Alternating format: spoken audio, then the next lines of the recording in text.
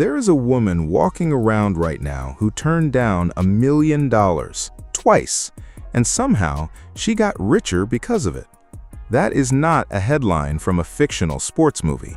That is the actual documented reality of Caitlin Clark's last 2 years. And the full story is far more layered, more strategic, and more fascinating than anything you have seen covered on your timeline. Because this is not just about one offer she passed on. This is about a 23-year-old point guard from Iowa who has quietly positioned herself as the most powerful individual in the entire landscape of women's professional sports, without making a single dramatic announcement, without burning a single bridge, and without playing a single minute in the league that desperately wanted her. What you are about to hear is the complete breakdown of why Caitlin Clark keeps saying no to Unrivaled, what those rejections actually reveal about her long game, and why the financial earthquake that just shook the WNBA to its core exists largely because of the pressure her very existence created. By the time this is over, you will understand that the real story was never about whether she would join a 3-on-3 startup league. The real story is about who holds the power in women's basketball right now, and the answer might genuinely shock you. But before we get into all of that, let us rewind to where this whole saga actually begins. Most people who follow women's basketball casually assume Unrivaled is just another off-season league, a side hustle for players who need extra cash during the WNBA's winter break. That assumption is wrong, and it undersells what Breanna Stewart and Napheesa Collier actually built from scratch. These are not two athletes who stumbled into a business idea. Stewart is a 2-time WNBA champion, a finals MVP, and one of the most decorated players the league has ever produced. Collier is a former Defensive Player of the Year, a franchise cornerstone for the Minnesota Lynx, and one of the most respected veterans in the game. When these two women announced they were building their own league, the basketball world paid attention immediately, and for very good reason. The structure of Unrivaled is unlike anything women's professional basketball has seen before. Every single player who signs with the league receives not just a paycheck, but actual equity, ownership stakes, a financial interest in the growth of the business itself. That concept alone was revolutionary in a sport where the average WNBA salary sat somewhere around $120,000 just a couple of years ago, and where stars like Clark were earning less annually than the average mid-level corporate manager. Unrivaled was not offering women a participation trophy, it was offering them a seat at the table. The league locked down a multi-year media rights agreement with TNT Sports almost immediately, securing prime-time broadcast slots across TNT, True TV, and Max, 3 platforms with massive existing audiences. Then they started signing players: Chelsea Gray, Kelsey Plum, Arike Ogamboa, Kalia Copper, Skylar Diggins, Jewel Lloyd, Sabrina Ionescu. Name after name after name, the roster filled up with genuine WNBA stars, not fringe players looking for exposure, but actual franchise cornerstones and all-stars. By the time their inaugural season launched in Miami in January 2025, they had assembled arguably the most elite collection of female basketball talent ever gathered under one organizational umbrella. And yet, one name was missing. The one name that would have made every single other name on that list feel like a supporting cast. To truly understand what Unrivaled was offering Caitlin Clark, you need to understand the Messi comparison, because it is not hyperbole. It is actually the most accurate framework available for what was on the table. When Inter Miami came for Lionel Messi in 2023, they already knew a standard paycheck was not going to work. You do not lure the greatest soccer player in the history of the planet with a decent salary and a nice stadium. You build an entirely new economic architecture specifically around his existence. So that is exactly what they did. a financial commitment reportedly totaling $150 million, a direct ownership stake in the club, a percentage of all revenue generated by the MLS Season Pass subscription product that Apple runs. It was not a contract, it was a partnership, a co-venture, a bet that the right individual talent could fundamentally transform the commercial value of an entire league overnight. That is the playbook Unrivaled attempted to replicate for Caitlin Clark. Reports from Sports Business Journal confirmed that she was offered a salary of $1 million for fewer than 90 days of participation. On top of that base figure, the package included league equity and direct revenue sharing mechanisms, meaning she would not just be earning money, she would be accumulating ownership interest in a growing business every single week she played. Unrivaled president Alex Bazell made it clear to the press that no standardized contract was being prepared for her. The league was building a dynamic, personalized compensation structure that would reward her specifically based on her individual stardom, her digital reach, and the viewership numbers she would inevitably generate. There is important context for why a $1 million offer makes perfect mathematical sense. SportsPro, one of the most respected commercial analytics firms in global athletics, named Clark the fourth most marketable athlete on the entire planet at their London summit. Not fourth in women's sports, fourth across all sports, all genders, worldwide. She landed one spot ahead of Lionel Messi himself. Let that sink in for a moment. The woman being offered a Messi-style deal is, by at least one major commercial metric, more marketable than the man the deal was modeled after.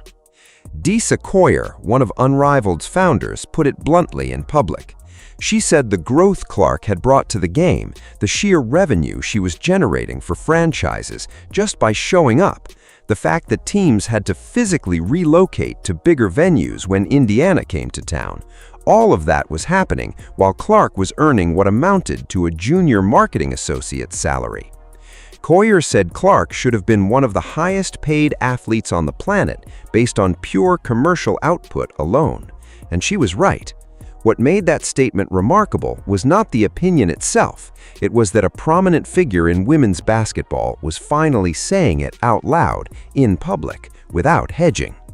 The offer was real, the money was serious, and Caitlin Clark still said no. Her first rejection of Unrivaled came quietly, without drama or public statement. There was no press conference, no social media post announcing her decision, no carefully worded letter to the fans. She simply did not show up for the inaugural season, while her Indiana Fever teammates, Aaliyah Boston and Lexi Hall, both signed on and competed in Miami. The strategic element of the recruitment effort is worth noting because it tells you how seriously Unrivaled was taking this pursuit. When the league announced it was expanding its roster from 30 to 36 players, citing stronger than expected financial performance, the timing was not coincidental. Those 6 extra spots were almost certainly kept warm with one specific player in mind. Then Hull, one of Clark's closest friends on the Fever roster, was announced as the 29th player.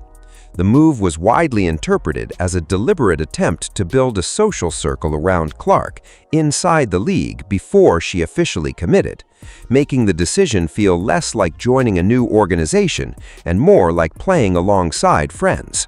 It did not work. When reporters from ESPN caught Clark at Stephanie White's introductory press conference as the Fever's new head coach, she was asked directly about Unrivaled. Her answer was a masterclass in saying nothing while leaving every door open. "We'll see," she told reporter Vopel. "I don't know, just taking it as it goes. See if I want to play eventually." Not a yes, not a no. Just enough ambiguity to keep the conversation alive without making any commitment whatsoever. Bazell told Sportico around the same time that the league was not applying pressure the way media reports suggested. "We're letting her decompress from basketball," he said. "We know that we have a spot for her when she's ready." The message was calm, patient, and deliberate. "We want you, we will wait. There is no deadline." But behind the patience, there was genuine urgency. Because what was happening on the court during the 2025 WNBA season was about to complicate everything in ways that nobody anticipated. Coming into her sophomore year with the Indiana Fever, Caitlin Clark was supposed to take the next step, the natural evolution from a historic rookie season into something even more dominant. She had spent the offseason training, resting, building toward what should have been a breakout campaign that silenced every remaining critic and cemented her status as the unquestioned face of the league for the next decade. Instead, her 2025 season became one of the most painful injury chronicles in recent WNBA memory. It started early. A quad strain in her left leg kept her out of the first 2 weeks of the season before she had even found a real rhythm. She came back, played through the discomfort, and then in mid-July, just as the All-Star break was arriving and the Fever were building real momentum, a right groin sprain shut her down again on July 15th. She appeared at the All-Star weekend in Indianapolis, her home city, in street clothes, watching rather than playing, telling reporters the frustration was intense, but the weekend was not going to be taken away from her. Then came a bone bruise in her left ankle, then lingering lower leg issues that compounded over weeks of limited activity and aggressive rehab attempts. 3 separate significant injuries in a single season, each one interrupting recovery from the last, building into a cumulative physical toll that the Fever's medical staff ultimately decided was too great a risk to push through. In September 2025, she announced on social media that she would not be returning for the rest of the season, including the playoffs. The post was raw in a way that public athlete statements rarely are. She wrote that disappointed isn't big enough to describe what she was feeling, that she had spent hours in the gym every single day chasing the singular goal of getting back on the floor, that the uncertainty had been brutal, but the way the fans had continued showing up for her and for the team had given her perspective she desperately needed. She played 13 games, just 13 out of 41 in the regular season.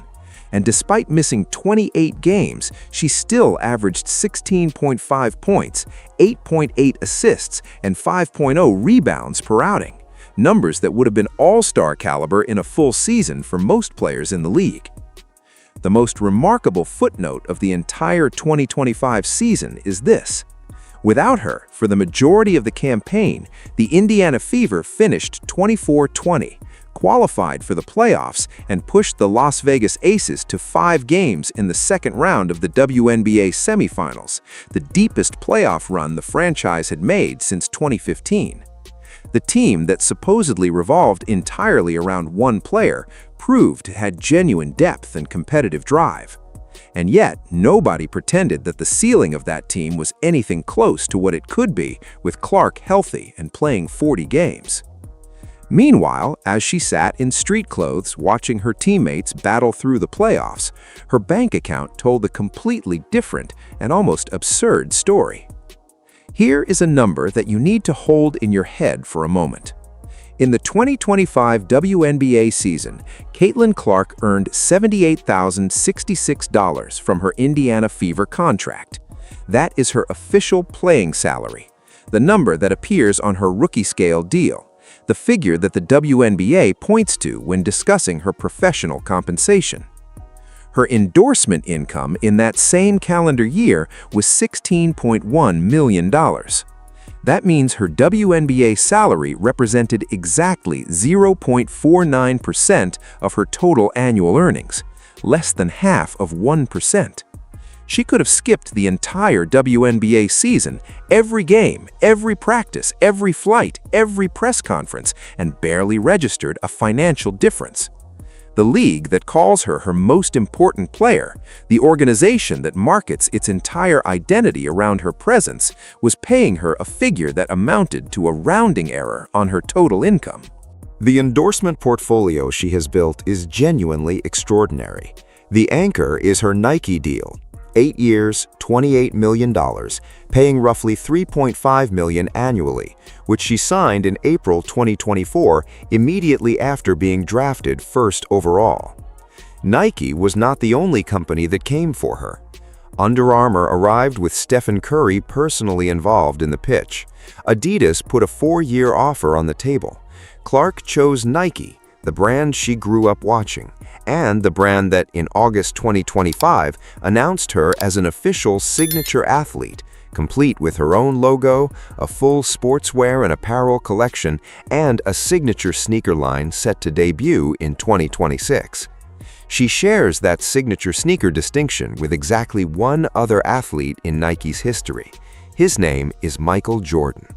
Beyond Nike, the portfolio reads like a who's who of American commercial culture. State Farm, Gatorade, Wilson Sporting Goods, where she again sits alongside Michael Jordan as the only athletes to ever receive a signature collection from the brand. Panini America, which made her the first female athlete to sign an exclusive multi-year trading card and memorabilia deal. Gainbridge, Xfinity, Hy-Vee, Lilly, Bose, Buick, Stanley, Ascension St. Vincent. A portfolio so deep and so diversified that Sportico ranked her 6th among the highest-paid female athletes on the entire planet in 2025, a list she climbed 4 spots on from her debut ranking the year before. The irony that sits underneath all of this is almost too large to process. The woman who is generating more commercial revenue for women's basketball than any player in the sport's history is technically being paid less per game than a mid-level associate at a law firm. That gap, that obscene and indefensible gap between what she earns on a basketball court and what she is worth in the global marketplace, has been the quiet engine driving every major structural conversation in the sport for the past 2 years. And it is that gap that Unrivaled came back to exploit for the second time. When the calendar turned toward the end of 2025 and Unrivaled began preparing for its second season, the question of Clark resurfaced immediately. Her 2025 WNBA campaign had been derailed by injury. She had spent months rehabbing rather than competing. The window for an off-season league appearance seemed wide open than it had ever been. She was not playing in the WNBA, she was not traveling internationally for club basketball the way many WNBA players do, and she publicly needed competitive game reps to stay sharp heading into 2026. Unrivaled came back with another serious offer. Reports indicated the package was again a 7-figure deal, structured in that same Messi-like framework of salary combined with equity and revenue sharing. Commissioner Mickey Lawler confirmed publicly that the offer was real and that Clark had an open invitation to join the league with no expiration date attached. The league had expanded further, 2 more teams, 12 more roster spots, and there was absolutely no shortage of space for her. She said no again. The reasoning this time was clearer, even if it was never officially stated.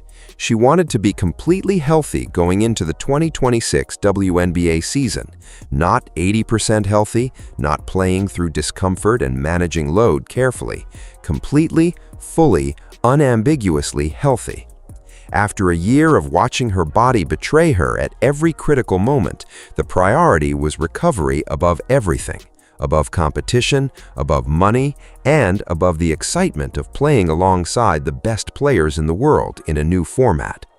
Front Office Sports broke the news, and the reaction from fans was a mixture of disappointment and genuine respect.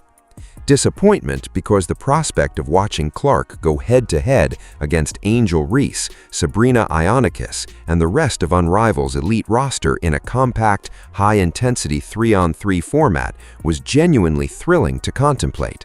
Respect because the decision was made with long-term thinking rather than short-term financial logic.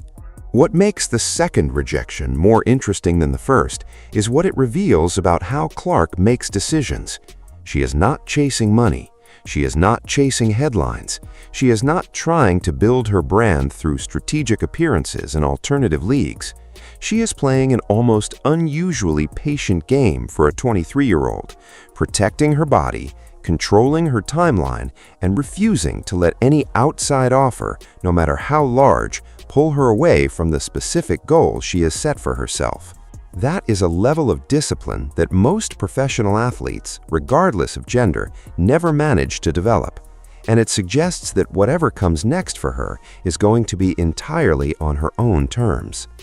But here is where the story becomes genuinely fascinating, because while Clark was saying no to Unrivaled twice, something enormous was happening in the background, something that had her fingerprints all over it, even though she never sat at the negotiating table. In March 2026, after more than a year of tense back and forth that at various points threatened to delay the entire WNBA season, the league and the Women's National Basketball Players Association finally agreed on a new collective bargaining agreement. 7 years, $1 billion in total value, and a set of structural changes that will permanently alter the financial architecture of women's professional basketball in America. The numbers involved are staggering in the context of what came before them. The salary cap jumped from $1.5 million per team to $7 million, nearly a 5-fold increase. The minimum salary surpassed $300,000, up from $66,079. The average salary in 2026 sits around $583,000, projected to exceed $1 million over the lifetime of the deal. The Supermax contract started at $1.4 million for 2026 and is projected to reach $2.4 million by 2032. For Caitlin Clark specifically, the numbers are almost comically different from what she had been earning. Her salary jumped from $78,066 in 2025 to $528,846 for the 2026 season, a raise of roughly $450,000 in a single off-season. Under the performance provisions of the new deal, she is on a path to earn $1.3 million in 2027 as a recognized all-WNBA player and could access a $1.7 million Supermax extension in 2028 when her current rookie contract expires.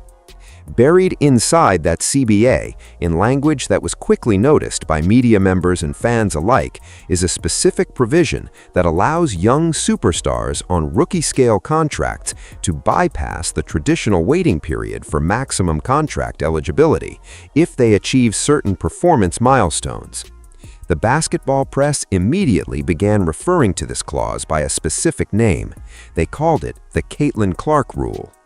Because without Caitlin Clark, without the commercial pressure she created simply by existing at the level she exists at, without the outrage generated by the optics of the most marketable athlete on the planet earning less than a paralegal, while the league she plays in sold out arenas and broke television viewership records, that clause does not get written. That urgency does not exist. The WNBA has been operating under outdated economic models for decades, and what finally forced a genuine reckoning was not a labor strike or a lengthy legal dispute. It was one player being so obviously, indefensibly underpaid relative to her market value that the embarrassment became impossible for the league's leadership to sustain. She never demanded the new CBA. She never threatened to leave. She never made a single public statement about league economics that could be characterized as an ultimatum. She simply continued to exist at the commercial level she exists at, and the gravity of that reality did the negotiating for her.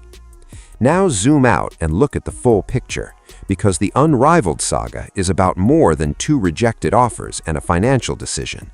It is a window into something much larger about the moment women's basketball currently occupies in American sports culture. Unrivaled exists in a very real sense because of the same forces that created the Caitlin Clark phenomenon. Breanna Stewart and Napheesa Collier built a league because they understood that elite female athletes were being systematically undercompensated relative to their actual commercial value, and that the gap was wide enough to support an entirely new economic structure. The equity model, the revenue sharing, the premium salaries, all of it was designed to correct an imbalance that had been tolerated for far too long. Clark, by turning down Unrivaled twice, did not hurt that mission. Arguably, she advanced it, because her repeated rejections kept the conversation about the money gap alive. Every time a media outlet covered her decision to say no to $1 million, the subtext of that story was the same. Why is the best player in the sport being offered $1 million by a startup league while her actual professional employer pays her $78,000 a year? That question, asked loudly enough and often enough across enough platforms, created the public pressure that ultimately fed into the CBA negotiations. The 2026 WNBA season is now underway, and Clark is back on the floor for Indiana after declaring herself fully healthy following the injury-wrecked 2025 campaign. She represented Team USA in the FIBA World Cup qualifying tournament in San Juan, Puerto Rico, where she led the squad to a perfect 5-0 record, earned tournament MVP honors, averaged 6.4 assists, and shot over 52% from the field. The rust from the injuries is gone. The sharpness is back. In the early weeks of 2026, she is averaging 21.2 points, 8.2 assists, and 4.0 rebounds per game, numbers that look much closer to what everyone expected from her second season before the injuries derailed everything.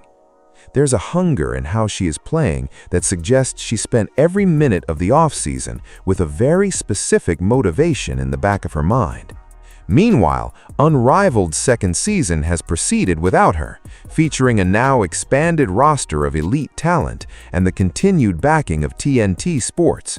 The league has welcomed new investors, grown its team count, and built on the genuine success of its inaugural campaign. By every observable metric, it is a thriving organization that does not need Caitlin Clark to survive. But every honest person connected to that league will tell you privately what Unrivaled co-founder Disa Coyer said publicly, that with Clark, it would reach a completely different level entirely. The viewership projections, the corporate sponsorship conversations, the cultural footprint the league could command, all of it expands dramatically the moment she walks through the door. The offer remains open. Mickey Lawler has confirmed that publicly and without ambiguity. There's a spot for her whenever she decides she wants it, for whatever price she decides she wants to set. The question of whether Clark ever joins Unrivaled has shifted from urgent to intriguing. It is no longer a story about whether a struggling startup can afford to attract its biggest possible name. It is a story about whether an athlete who has already rewritten the economic rules of her sport has any particular reason to invest her body and her time in a league that, however impressive, is not the stage she originally chose. Here is what the full arc of this story actually tells you, and it is worth sitting with for a moment. In the span of roughly 2 years, Caitlin Clark has been offered a Messi-level financial package by an innovative new league twice. She has turned it down both times. She has played through a season-ending injury that limited her to 13 games. She has watched her WNBA salary sit at $78,000, while her endorsement income crossed $16 million.